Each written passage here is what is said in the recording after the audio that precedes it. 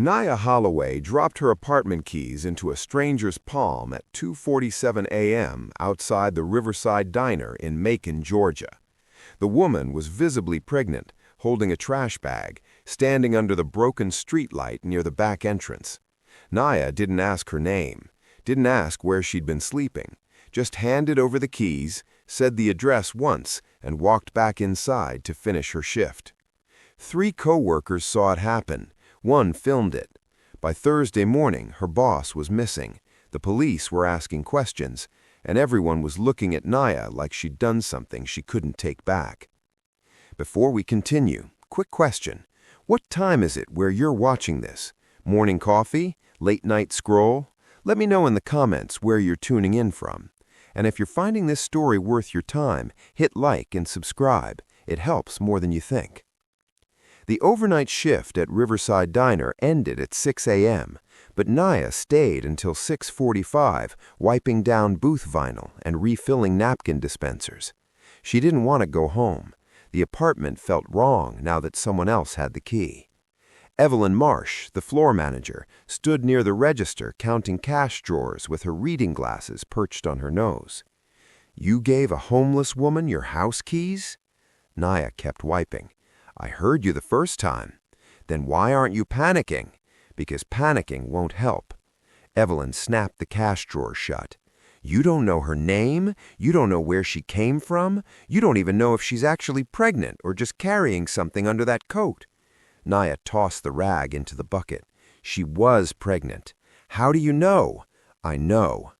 Evelyn pulled her glasses off and let them hang from the chain around her neck. "Caleb's gonna lose his mind when he hears about this." "Then don't tell him." "Too late. Marcus already sent him the video." Nia stopped moving. "What video?" "The one Marcus took on his phone, the whole thing. You handing over your keys like you're giving directions to the post office." Nia grabbed her coat from the hook near the kitchen door. "I'm leaving." "Caleb's coming in at noon. He'll want to talk to you. Then he can call me." She pushed through the back door into the parking lot. The streetlight was still broken. The spot where the pregnant woman had been standing was empty, except for a flattened cardboard box and a plastic water bottle rolling in the wind. Nia unlocked her car and sat in the driver's seat without starting the engine. Her phone buzzed. Text from Marcus, the line cook who'd filmed her. "Caleb wants your number." She turned the phone face down on the passenger seat. The drive home took 11 minutes. She parked in her usual spot and stared up at the second-floor window of her apartment. The lights were off. The curtains were closed. Everything looked normal. She climbed the stairs slowly, testing each step like the wood might give out. When she reached her door, she stopped, put her hand flat against it, listened. Nothing. She knocked. No answer. She stood there for 2 full minutes, then turned around and went back down to her car. At 9 a.m., she was sitting in a Waffle House 3 miles away when her phone rang. Caleb Whitmore. She let it ring out. He called again.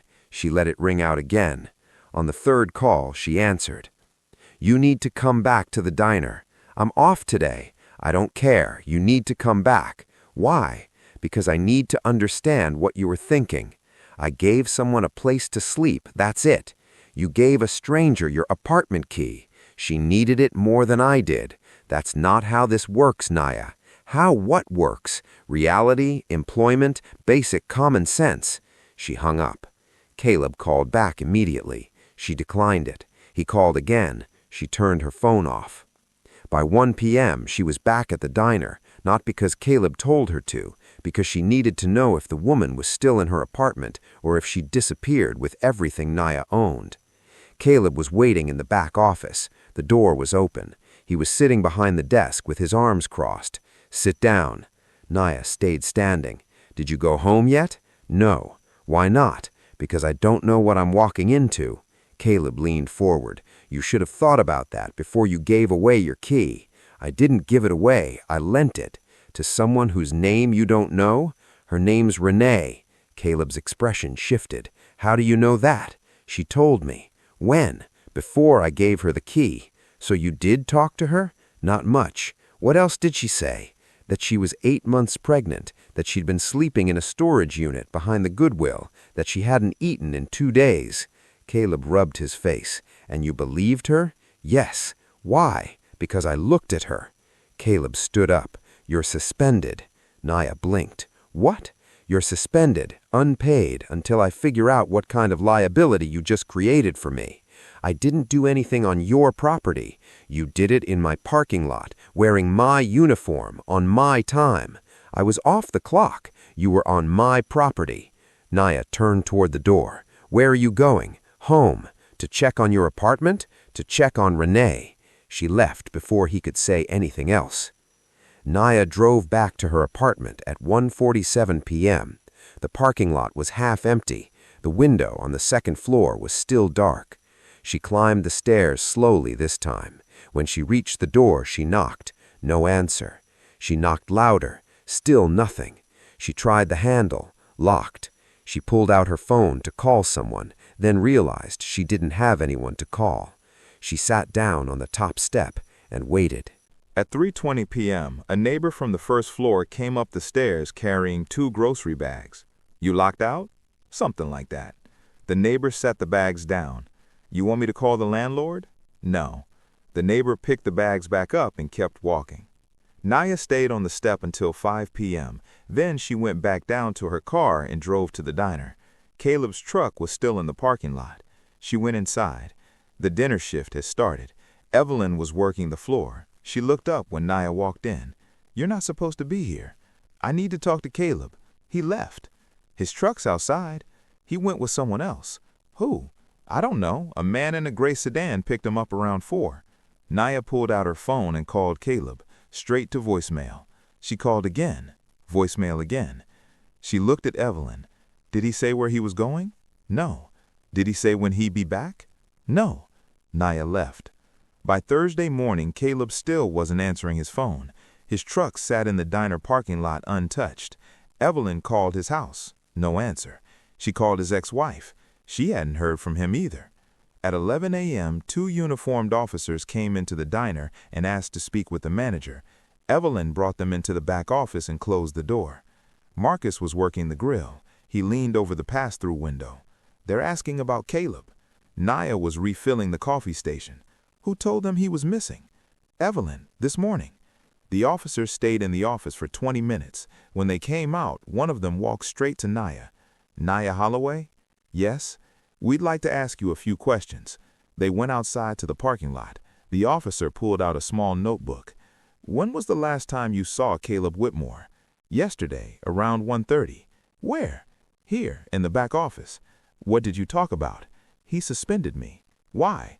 Because I gave my apartment key to a homeless woman. The officer looked up from the notebook. A homeless woman? Yes. And you haven't seen Mr. Whitmore since? No. Have you tried calling him? Yes, he's not answering. The officer wrote something down. Did he seem upset when you last spoke? Yes. About what? About me giving away my key. Was there an argument? Yes. Did it get physical? Naya stared at him. No. Did he threaten you? No. Did you threaten him? No. The officer closed the notebook. We're going to need you to stay available. Don't leave town. Am I a suspect? We're just gathering information. He walked back to the patrol car. Naya stood in the parking lot until they drove away. Inside, the entire staff was watching her through the windows. Naya didn't go back inside the diner. She got in her car and drove to her apartment. This time, she didn't knock. She used the spare key she kept in her glove compartment and opened the door. The apartment was empty, clean. The bed was made. The dishes were washed. The trash was taken out. There was a note on the kitchen counter. Thank you. I'm sorry. R. That was it. No explanation, no forwarding address, no phone number.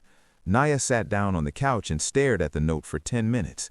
Then she went to the bedroom and checked the closet. All her clothes were still there. She checked the dresser. All her jewelry was still there. She checked under the bed. Her emergency cash was still in the shoebox where she'd left it. Nothing was missing. She went back to the kitchen and opened the refrigerator. It was stocked. Milk, eggs, bread, vegetables, deli meat, all fresh, all things she hadn't bought. She closed the refrigerator and sat down at the kitchen table. Her phone buzzed. Text from Evelyn. "Police want to talk to you again." Naya didn't respond. Another text came through. "They're saying Caleb's been missing 36 hours. Naya turned her phone off. She stayed in the apartment for the rest of Thursday, didn't answer the door when someone knocked, didn't answer the phone when it rang, just sat on the couch and watched the light move across the walls. By Friday morning, she couldn't stay inside anymore. She got dressed, went downstairs, and drove back to the diner. The parking lot was full. Caleb's truck was still there. She went inside. Evelyn was at the register. She looked up. "Where have you been?" "Home. The police came by again. They want to talk to you." "About what?" "About your argument with Caleb. We already talked about that. They have more questions." A man in a dark suit walked out of the back office. Detective Marcus Keene. He was in his 40s, black, with a shaved head and tired eyes. "Miss Holloway?" Naya didn't move. "Can we talk?" "I already talked to the officers. I have a few follow-up questions." He gestured toward the back office. Naya followed him inside. He closed the door and sat down behind the desk. Naya stayed standing. "When you gave your apartment key to the homeless woman, did Mr. Whitmore know about it?" "Not immediately." "When did he find out?" "The next day." "And he was upset?" "Yes." "How upset?" "Enough to suspend me." "Did he say anything else?" "Like what?" "Did he threaten you? Did he say he was going to evict you, fire you, retaliate in any way?" "No, he just suspended me." "And after that conversation, you never saw him again?" "No." Keene leaned back in the chair. We pulled surveillance footage from the diner. You left the office at 1:43 p.m. Mr. Whitmore left at 4:02 p.m. He got into a vehicle that we haven't been able to identify yet. Evelyn said it was a gray sedan. That's correct, but we don't know who was driving it. Neither do I. Do you know anyone who would want to harm Mr. Whitmore? No. Do you know anyone he was in conflict with? Business partners? Ex-wife? Tenants? No. Keene stood up. "If you think of anything, call me." He handed her a business card. Naya put it in her pocket and left. By Friday afternoon, rumors were spreading. Marcus, the line cook, told everyone that Naya had been arguing with Caleb the day he disappeared. A waitress named Shonda said she'd heard Naya threaten him. Another cook said Caleb had been planning to fire Naya and that she'd found out. None of it was true, but that didn't stop it from spreading. Naya stayed home, didn't answer calls, didn't check social media, just waited. On Saturday morning, her landlord called. "I need to talk to you about your lease." "What about it?" "Caleb owns this building. If he's really missing, I need to know if you're going to be able to pay rent." "I'll pay rent." "You're suspended from the diner. I'll find another job." Caleb also mentioned he might be evicting you. Naya sat up. "When did he say that?" "Wednesday, before he disappeared." "Why would he evict me?" "He didn't say, but he seemed serious." Naya hung up. She tried calling Caleb again. Voicemail. She tried calling Evelyn. No answer. She tried calling Detective Keene. He picked up on the third ring. "Miss Holloway? I need to know if you found Caleb." "Not yet." "Do you have any leads?" "We're following several." "Am I one of them?" Keene paused. "We're not ruling anyone out." "That's not an answer." "It's the only answer I can give you right now." Naya hung up. She sat on the couch for another hour, then stood up and grabbed her coat. She drove back to her apartment building and knocked on the landlord's door. "I need to know exactly what Caleb said about evicting me." The landlord opened the door halfway. "He said you were a liability, that you'd put him in a difficult position, that he couldn't have tenants who made reckless decisions." "Did he say when he was planning to evict me?" "End of the month." "That's 2 weeks away." "I know." Naya turned and walked back to her car. She sat in the driver's seat and pulled out her phone. She scrolled through her contacts until she found Renee's name. Except she didn't have Renee's name. She didn't have Renee's number. She didn't have anything. She drove back to the diner. It was 3 p.m. on a Saturday. The place was packed. Evelyn was running the floor. Naya walked in through the back door and went straight to the office. Evelyn saw her and followed. "You can't be here." I need to see the footage. What footage? From Wednesday, the parking lot. The police already took it. Did they take all of it? Yes. Naya pulled open the filing cabinet next to the desk. Evelyn grabbed her arm. What are you doing? Looking for something. For what? Proof that I didn't do anything. Evelyn let go. The police don't think you did anything. Then why are they asking me all these questions? Because you were the last person to argue with him before he disappeared. Naya slammed the filing cabinet shut. I didn't make him disappear. Then where is he? Naya didn't answer. She left the office and walked back out to the parking lot. Caleb's truck was still sitting in the same spot. She walked over to it and looked through the driver's side window. Empty. She tried the handle. Locked. She circled the truck, checking each window. Nothing inside except a coffee cup in the center console and a stack of papers on the passenger seat. She pulled out her phone and took a picture of the license plate. Then she walked back to her car. At 7 p.m., she drove back to her apartment one more time. She parked and climbed the stairs. When she reached her door, she stopped. The door was unlocked. She pushed it open slowly. The apartment was dark. She flipped the light switch. Caleb Whitmore was sitting on her couch. He looked up at her. His face was pale. His clothes were wrinkled. His eyes were unfocused. Who are you? Naya froze. I'm Naya. I don't know you. She stepped inside and closed the door. Where have you been? I don't know. You've been missing for 3 days. Caleb looked around the apartment like he'd never seen it before. Where am I? You're in my apartment. How did I get here? I don't know. Naya pulled out her phone and called 911. The operator answered. 911, what's your emergency? I've found someone. He's been missing for 3 days. What's your location? Naya gave the address. Is he injured? I don't know. He's confused. He doesn't know who I am. Stay on the line. Paramedics are on the way. Naya sat down in the chair across from the couch and kept the phone to her ear. Caleb stared at her. Are you going to hurt me? No. Then why am I here? I don't know. The paramedics arrived 12 minutes later. They came up the stairs with a stretcher and a medical kit. Detective Keene came with them. He looked at Naya. You found him here? Yes. When? 10 minutes ago. Was anyone else here? No. Keene walked over to Caleb and crouched down next to the couch. Mr. Whitmore, can you hear me? Caleb looked at him but didn't respond. Do you know where you've been? No response. Do you know who brought you here? Caleb shook his head slowly. The paramedics loaded him onto the stretcher and carried him downstairs. Keene stayed behind. Did you leave this door unlocked? No, it was locked when I left this morning. But it was unlocked when you came back? Yes. And you didn't see anyone? No. Keene walked through the apartment, checking the windows and the back door. Everything was secure. Do you have any idea how he got in? No. Does anyone else have a key? Naya hesitated. The woman I gave my key to. Keene turned around. The homeless woman? Yes. Where is she now? I don't know. Keene pulled out his notebook. What's her name? Renee. Last name? I don't know. Do you have a phone number for her? No. Any way to contact her? No. Keene closed the notebook. If she shows up again, call me immediately. He left. Naya sat down on the couch where Caleb had been sitting. The cushion was still warm. She stayed there until midnight, waiting for someone to come back. No one did.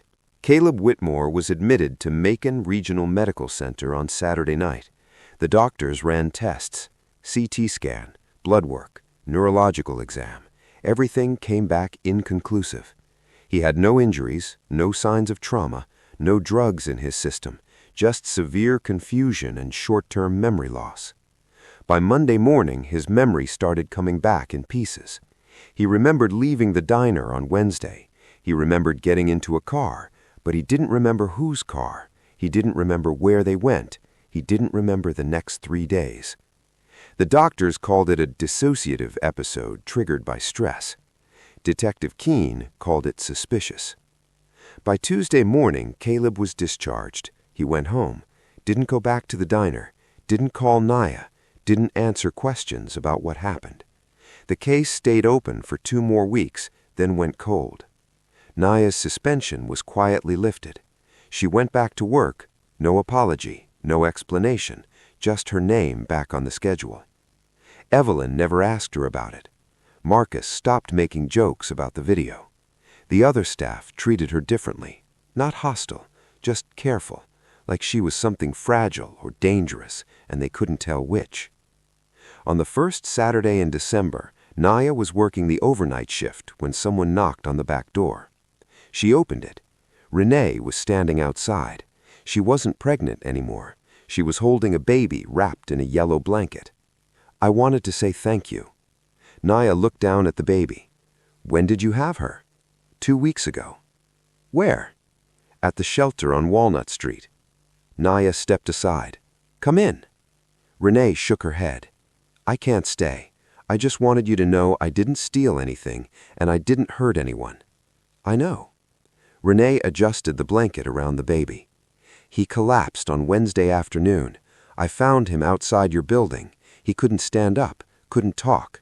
I got him inside and called 911, but my phone was dead. So I just stayed with him, made sure he was breathing, gave him water, waited for him to wake up. Why didn't you call me? I didn't have your number, and I thought if I left, he might get worse. How did you know he wouldn't hurt you? I didn't, but I couldn't leave him there. Naya leaned against the doorframe. The police are still looking for you. I know. You should talk to them. I will, just not yet. Renee turned to leave, then stopped. Your boss came by the shelter last week. He wanted to know who took care of him. I told him it was me. He said he owed you an apology. Did he apologize? Not to me. Renee walked back toward the street.